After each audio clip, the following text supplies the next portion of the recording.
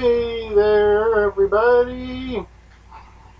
Okay, this time around I'm going to talk about a book I just finished on my Kindle. The Destiny Dice by David Bischoff, I guess is how you pronounce it. Yeah. It's apparently something I downloaded for free on the Kindle when I first got it, like 4 years ago, and somehow never got around to actually watching it. Reading it until earlier this week. I don't know exactly why I never got around to it. Anyway, it's basically a mid-80s era fantasy novel with some comedic overtones, and it's a bit on the weird side.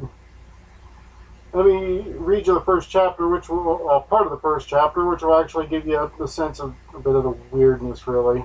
To begin with, a partial catalog of a certain cluttered hall of legerdemain. One teak table, one crystalline decanter, one platinum tray, one pewter cup half full of schnapps, one middle-aged magus, sipping the liquor to assuage his considerable tension. The events of this next half hour were of crushing importance, the magus knew. The man of magic wore mutton chop whiskers immaculately shaven. His nose was perfectly formed, centered by a dimpled cleft. His cheeks were almost as high as the jut of his thoughtful brow resting on upswept eyebrows. Look at the eyes, though. Riveting, deep-set. One was bonbon brown, the other the blue of a hopelessly azure sky. Between sips, this sharp-dressed necromancer smoked a strong French cigarette, blowing the smoke toward a chandelier dangling from a frescoed ceiling. Enter stage left, a flash of movement. A cat, silver and gold, dashed over portmanteaus, skipped over divans, under rococo chairs, and baroque sofa arms. It pattered up clouds of dust. The motes glimmered about the room's candles. The cat's ears pricked high. It poised atop a rubble of books, stalking unseen quarry amid the floor fog. Green-flecked eyes glaring into the shadows, the feline seemed to gleam with feral delight, seemed to glow with smugness. "Alabaster!" the magus called, his curls sweeping across the shoulders of his tweed topcoat as he turned his head. "Wretched cat, naughty familiar, haven't you learned? The mice are only ghosts here. Come, I need your company." Yeah, so that's a bit odd. I mean, not the weirdest thing I've read, not even the weirdest thing I've read in one of these reviews. But, the general plot is that there are these magicians that can, play games, and somehow playing games affects the multiverse, and there's some weird creature that's, made out of galaxies or stars or something. I guess it's supposed to be the devil. I don't know. This is a trilogy, and they haven't really revealed much of the secrets yet in the first part. The weird creature somehow sabotages the game and just basically messes everything up big time.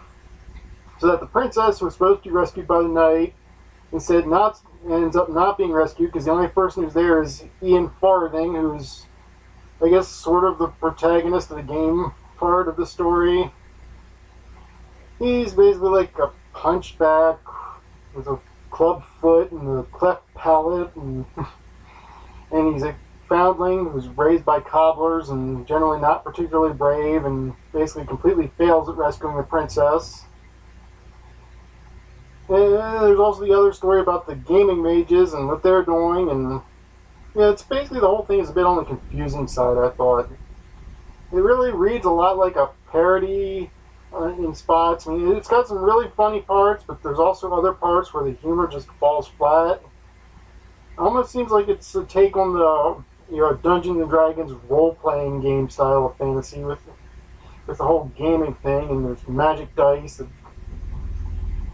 don't really play much of a part. I don't know why it's called the Destiny Dice when the magical dice don't really do much for anything during the story except at the very beginning and the very end. It's a decent book. I found it fairly entertaining and fun enough read and good enough fantasy. The humor's a bit dated. I like the characters. You know, that's pretty good.